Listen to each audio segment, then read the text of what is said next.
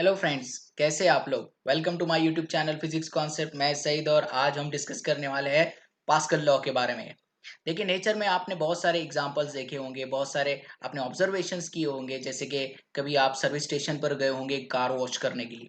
तो car washing करते वक्त कभी कभी उसका बेस साफ करना होता है, कार के बेस को साफ करना होता है। तो उसके लिए एक आदमी क्या करता है, एक बटन प्रेस करता है और उस बटन के जरिए से एक अचानक से क्या होता है, एक कार जो प्लेटफॉर्म पे होती है वो प्लेटफॉर्म अचानक से ऊपर आने लगता है। तो आपको एक स्टील रॉड वहां पर दिखाई देता है। आप सोचते होगे यार कितनी ज्यादा एनर्जी खर्च हो रही होगी। तो एक बात बता दूं, वहां पर कुछ ज्यादा एनर्जी खर्च नहीं हो रही होती। बहुत ही सिंपल सा कॉन्सेप्ट होता है, राइट। सिमिलरली एक और चीज याद रखिए, हमारे कार में जो ब्रेक होता है, बेसिकली कार में जो ब्रेक होता है, उस एक ब्रेक की वजह से चारों टायर रुक जाते हैं। बराबर है। इमेजिन कीजिए कि गाड़ी जो है 80 की स्पीड से चल रही है और उसी वक्त मान लीजिए ब्रेक अप्लाई किया गया और ब्रेक अप्लाई करने के बाद सिर्फ एक ही टायर रुकता है, आगे का फ्रंट व्हील, एक ही टायर रुकता है। तो क्या होगा? या फिर साइड के दो टायर रुक जाते हैं, बाकी के दो टायर नहीं रुकते। तो क्या होगा? आगे के दो टायर रुक जाते हैं, पीछे के दो टायर नहीं रुकते। तो क्या होगा? बेसिकली आप जस्ट इमेजिन करके देखिए, अगर ऐसा होता है तो ऐसे होने की वजह से कितना खतरनाक एक्सीडेंट हो सकता है। और ऐसा ना होने के लिए ये चारों टायर्स जो है एक ही वक्त पर रुकना चाहिए। तो ऐसा कौन सा प्रिंसिपल है जिस प्रिंसिपल की वजह से हम एक ब्रेक जब अप्लाई करते हैं, पैडल अप्लाई करते हैं, तो चारों टायर साइमल्टेनियसली रुकते हैं। और ऐसा नहीं कि एक पहले रुक जाएगा, पीछे वाला बाद में रुकेगा, ऐसा नहीं, एक ही वक्त पर रुकता है। तो ऐसा कैसे पॉसिबल है? Because of pascal law. तो क्या होता है पास्कल लॉ और ये किस तरह से काम करता है, ये आज हम लोगों को डिस्कस करना है। तो चलो हम लोग स्टार्ट करते हैं हमारा आज का topic, pascal law. So the Pascal law states that the pressure applied at any point of an enclosed fluid at rest is transmitted equally and undiminished to every point of the fluid and also on the walls of container. मतलब ये कि अगर आप एक system लेते हो, enclose system लेते हो, for example I am taking one of the enclose system and I feel something fluid or gas which is incompressible, right? And if I exert a pressure, यहाँ पर अगर मैं एक्सटर्नल प्रेशर exert करता हूँ, तो जो भी एक्सटर्नल प्रेशर मैं exert करने वाला हूँ, for example delta P, that pressure is transmitted equally to the every point of the liquid or the fluid and also on the walls of container, and that is nothing but the Pascal law. Suppose we take another example. Let this is nothing but the one of the container which is enclosed container and having a frictionless piston.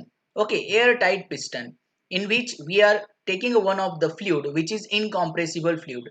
Let we can say that the pressure inside will be equals to P.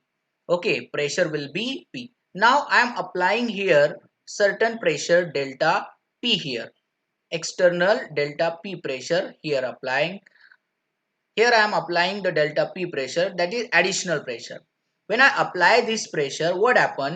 That pressure delta P is transmitted equally to the every point. Suppose at this point is pressure P, so now the pressure at this point will be equals to P plus delta P. At this point P plus delta P. At this point P plus delta P. At this point P plus delta P, and everywhere inside everywhere the pressure will be equals to P plus delta P. Okay, it means that the whatever is the pressure is transmitted externally, it is transmitted equally and undiminishedly to the every point inside the fluid as well as on the walls of container. यानी हर एक liquid molecule पे और उसी के साथ साथ जो walls of container है उन सब पर जो भी आप एडिशनल प्रेशर को एक्सर्ट कर रहे हो वो इक्वली ट्रांसमिट होगा, और इसी को कहा जाता है Pascal law. This is nothing but called as a Pascal law. तो इस तरह से जो है पास्कल लॉ काम करता है। इसे और एक एग्जांपल से हम समझ लेते हैं। मान लीजिए हमारे पास ये एक और सिस्टम है। Suppose we consider one of the system, right. इस सिस्टम में देखिए यहाँ पर एक पिस्टन लगा हुआ है, यहाँ पर एक पिस्टन है, यहाँ पर एक पिस्टन है, यहाँ पर एक पिस्टन है और यहाँ पर एक पिस्टन है। ओके, यहाँ पर जो एरिया है, जैसे कि यहाँ पर आप एरिया देख सकते हो, यहाँ पर एरिया ए है, यहाँ पर जो एरिया है वो A/2 एरिया है, यहाँ पर जो है 2A एरिया है, और यहाँ पर जो एरिया है वो 3A एरिया है। लेट अगर हम लोग यहाँ से जो है, यहाँ से हम लोग F इतना फोर्स अप्लाइड करते हैं, F इतना फोर्स अप्लाइड करते हैं, तो यहाँ पर जो प्रेशर जनरेट होगा, मान लीजिए मैं कहूंगा वो PA प्रेशर होगा, और वो कितना होगा, वो होगा F/A, इतना प्रेशर होगा F/A, because the area of this piston will be A, so that's why the pressure will be equals to F/A. Now when we applied this force and the pressure PA is generated, जब हमें pressure PA यहाँ पर मिल जाता है और जब हमने यहाँ पर फोर्स अप्लाई किया और उसकी वजह से जो प्रेशर PA जनरेट हुआ, तो डेफिनेटली ये जो पिस्टन्स है, बाकी के जो पिस्टन है, यानी B पॉइंट पर जो पिस्टन है, C पॉइंट पर जो पिस्टन है, D पॉइंट पर जो पिस्टन है, वो पीछे की तरफ पुश होंगे डेफिनेटली। लेकिन उनको पीछे जाने से अवॉइड करने के लिए हमने ऑब्जर्व किया कि कितना फोर्स लगता है।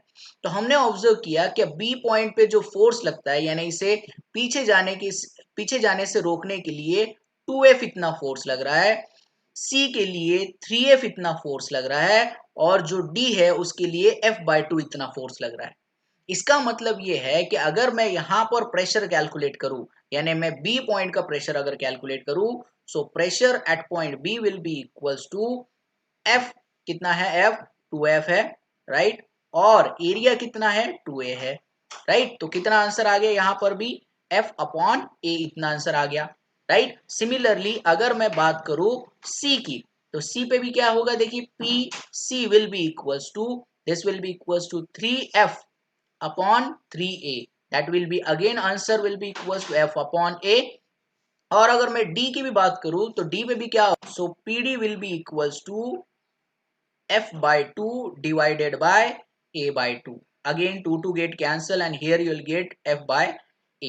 It means that if you see that from 1, from 2, 3 and 4, if you see this four equations, you observe that PA will be equals to PB will be equals to PC will be equals to PD. It means that whatever is the pressure transmitted at point A will be equals to transmitted at point B, C and D. इसका मतलब जो भी pressure यहाँ पर A point पर generate हुआ, ये point पर जनरेट हुआ, वही प्रेशर यहाँ पर भी तो जनरेट हुआ, यहाँ पर भी वही प्रेशर जनरेट हो रहा है और यहाँ पर भी वही प्रेशर जनरेट हो रहा है। इसका मतलब ये है कि जो भी आप एडिशनल प्रेशर बाहर से एक्सर्ट करोगे, वो प्रेशर अंदर के हर एक लिक्विड मॉलिक्यूल पर और even though walls of container पर इक्वली और अनडिमिनिशली ट्रांसमिट होता है, और इसी को हम लोग कहते हैं Pascal law, that is called as a Pascal law. Okay, I hope you understand that Pascal law. Pascal law बहुत ही सिंपल है। अगर कोई एक इनक्लोज कंटेनर है और उस इनक्लोज कंटेनर के अंदर आपने फ्लूइड भर के रखा है और एडिशनल कुछ भी प्रेशर आप बाहर से अप्लाइड करते हो, तो वो प्रेशर इक्वली और अनडिमिनिशली हर एक मॉलिक्यूल पर, यानी हर एक पॉइंट पर इक्वली ट्रांसमिट होगा, इवन दो जिस कंटेनर में आपने रखा है उस कंटेनर के वॉल्स पे भी इक्वली ट्रांसमिट होगा, और इसी को कहते हैं पास्कल लॉ। पास्कल लॉ को और अच्छे से समझने के लिए हम लोग उसका एक एप्लीकेशन ले लेते हैं जिसको हम लोग हाइड्रोलिक लिफ्ट कहते हैं। इसे ही थोड़ा सा मॉडिफाइड करके हम लोग हाइड्रोलिक प्रेस भी बना सकते हैं। हाइड्रोलिक लिफ्ट बहुत सारी जगह पर यूज की जाती है, जैसे कि हेवी लोड्स को उठाने के लिए या ट्रक्स को या कार्स को उठाने के लिए इसे यूज किया जाता है। अब अगर हम इसके कंस्ट्रक्शन की बात करें तो आप डायग्राम में देख सकते हो कि इसमें दो सिलेंडर्स हमने यूज किए हैं। जैसे फॉर एग्जाम्पल इसको हम लोग सी सिलेंडर मान लेते हैं और ये डी सिलेंडर है। सी सिलेंडर का जो साइज है वो काफी छोटा होता है और डी सिलेंडर का साइज काफी बड़ा होता है, राइट। इस सिलेंडर के अंदर हम लोगों ने फ्लूइड या लिक्विड फील करके रखा है। यहाँ पर एक पिस्टन हम लोग लेंगे जो कि एयर टाइट पिस्टन रहेगा, मान लीजिए उसका एरिया हम लोग A1 ले लेते हैं, और यहाँ पर एक पिस्टन लेते हैं, उसका एरिया हम A2 ले लेते हैं। अब इनपुट, इसे हम लोग इनपुट सिलेंडर भी कह सकते हैं, तो यहाँ से मैं F1 इतना फोर्स एक्सर्ट कर रहा हूँ, I am applying F1 force. So because of F1 force and A1 area, pressure P1 is generated. So यहाँ पर जो प्रेशर है वो F1/A1 यानी P1 प्रेशर जनरेट हो गया। अब ये जो प्रेशर जनरेट हुआ है वो इक्वली और अनडिमिनिशली हर एक पॉइंट पर ट्रैवल करेगा, हर एक पॉइंट पर जाएगा, हर एक पॉइंट पर ट्रांसमिट होगा, और उसी के साथ साथ पिस्टन पे भी अप्लाई होगा। राइट। मान लीजिए यहाँ का एरिया A2 है और फोर्स जो है ये F2 है। अभी फिलहाल तो हमें नहीं पता कि F2 कितना है, तो यहाँ पर जो मान लेते हैं थोड़ी देर के लिए प्रेशर P2 जनरेट हो रहा है। तो प्रेशर P2 कितना हो गया, F2 अपॉन A2। लेकिन पास्कल लॉ क्या कहता है? अकॉर्डिंग टू पास्कल लॉ, अगर हम लोग पास्कल के बारे में बात करें, अकॉर्डिंग टू पास्कल लॉ,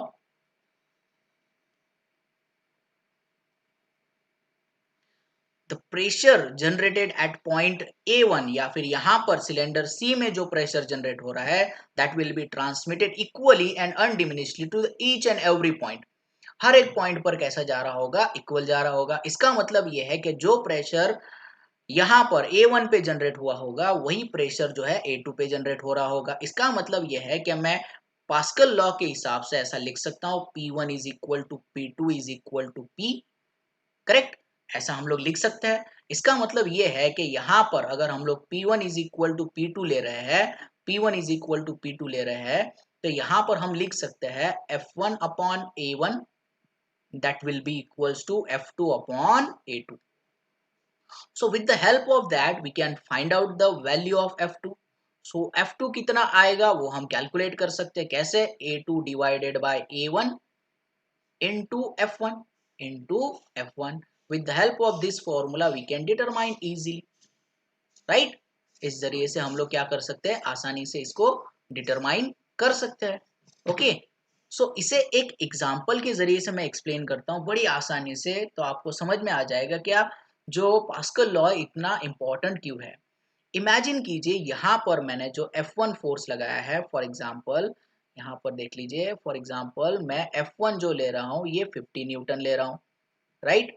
और जो एरिया ले रहा हूँ 50 न्यूटन ले रहा हूँ यहाँ पर, राइट। और एरिया A1 ले रहा हूँ, मान लेते हैं 0.1 मीटर का मैं एरिया ले रहा हूँ यहाँ पर। ओके, अब F2 मुझे नहीं पता, F2 I don't know F2, और मैंने यहाँ पर जो एरिया लिया है सेकेंड सिलेंडर में A2 का, वो लिया है मैंने 10 मीटर का, 10 मीटर स्क्वायर का। ओके, तो अब मुझे चेक करना है क्या मैंने अगर 50 न्यूटन का फोर्स लगाया है तो इस कंडीशन में मुझे आउटपुट में कितना मिलेगा, how much I will get at output. So according to Pascal law, यानी इसी फॉर्मूले के थ्रू अगर हम जाते हैं तो F2 will be equals to A2 upon A1 into F1, right. तो यहां पर आप पुट कर सकते हो A2 कितना है 10 डिवाइडेड बाय 0.1 इनटू 50। तो आप सॉल्व कर ही सकते हो इसे, कितना हो जाएगा ये, that will be equals to 5000। कितना हो गया ये, 5000 newton. Just imagine that you are giving only 50 newton here. आप यहां पर सिर्फ 50 न्यूटन अप्लाई कर रहे हैं और आपको आउटपुट में कितना मिल रहा है, 50 न्यूटन यहां पर अप्लाई हो रहा है ना कमाल की बात। और इसी वजह से जो है पास्कल लॉ बहुत ज्यादा इंपॉर्टेंट होता है। ओके, जिसकी वजह से हम लोग बहुत कम एनर्जी का यूज करके बहुत ज्यादा हेवी ऑब्जेक्ट्स को क्या कर सकते हैं, आसानी से पुल कर सकते हैं। So I hope you understand this. उसी तरह से जिस तरह से मैंने आपको हाइड्रोलिक लिफ्ट के बारे में बताया था, उसी तरह से देखिए हाइड्रोलिक ब्रेक जो होते हैं वो काम करते हैं। हाइड्रोलिक ब्रेक्स में क्या होता है, तो हाइड्रोलिक ब्रेक में एक मेन सिलेंडर होता है जिसको मास्टर सिलेंडर भी कहा जा सकता है, राइट। और ये एक पैडल होता है जिसके अंदर ब्रेक ऑयल फील करके रखा होता है। यहाँ पर ये एक पहला पिस्टन यहाँ पर आपको दिखाई दे रहा है, ये पहला पिस्टन होता है, राइट। जैसे ही हम लोग यहाँ से पैडल अप्लाई करते हैं तो एक पर्टिकुलर प्रेशर यहाँ पर जनरेट होता है, और अकॉर्डिंग टू पास्कल लॉ जो भी प्रेशर यहाँ पर जनरेट हो रहा है that will be transmitted equally and undiminishedly to the every side और एवरी टैंक। तो यहाँ पर भी एक पिस्टन आपको दिखाई दे रहा है, ये यहाँ पर पिस्टन P1 है और यहाँ पर पिस्टन P2 है। यहाँ पर जैसे ये क्या होता है, लिक्विड इंटर होता है तो ये दोनों एक्सपांड होते हैं। एक्सपांड होते मतलब इस तरह से साइड में जाते हैं। ये जब साइड में जाते हैं बेसिकली तो ये रिंग खुलता है और खुल के ये यहाँ पर टच हो जाता है, राइट। और जैसे ही यहाँ पर टच होगा तो ये जो ब्रेक पैडल है या फिर आप इसको कह सकते हैं क्या ब्रेक लाइनर है, ये ब्रेक लाइनर इस इनर इनर व्हील से टकरा जाते हैं और इस वजह से गाड़ी को ब्रेक लग जाता है, राइट। जिस तरह से यहाँ पर ऑपरेशन हो रहा है तो अगले ट्यूब में भी उसी तरह से होगा, या अगले अगले सिलेंडर में भी उसी तरह से होगा और अगले टायर में भी सेम टाइम पर उसी तरह से होगा, राइट। देखिए यहाँ पर हम लोग देख लेते हैं, ये देखिए ये चारों टायर्स के बारे में यहाँ पर दिख रहा है आपको। तो यहाँ पर क्या हो रहा है, ये हमारा फुट पैडल है या फिर ये ब्रेक है। जैसे ही आप ब्रेक अप्लाई करोगे तो ये जो है हमारा मास्टर सिलेंडर है, this is our master cylinder.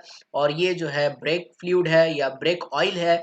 जैसे ही आप प्रेस करोगे यानी यहाँ पर जो प्रेशर जनरेट हुआ है, ये प्रेशर हर एक जगह पर, मतलब यहाँ पर भी P इतना प्रेशर पहुंचने वाला है, यहाँ पर भी P इतना प्रेशर पहुंचने वाला है, यहाँ पर भी P इतना प्रेशर पहुंचने वाला है और यहाँ पर भी P इतना प्रेशर पहुंचने वाला है।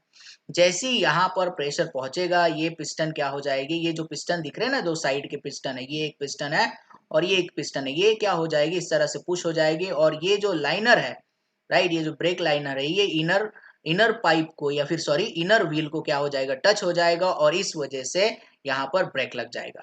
और जैसी ब्रेक पैडल छूटेगा, बेसिकली जैसी ब्रेक पैडल छूटेगा तो ये अपने ओरिजिनल पोजीशन पे आ जाएंगे और यहाँ से इनका कांटेक्ट टूट जाएगा और ब्रेक जो रहेंगे वो फ्री हो जाएंगे।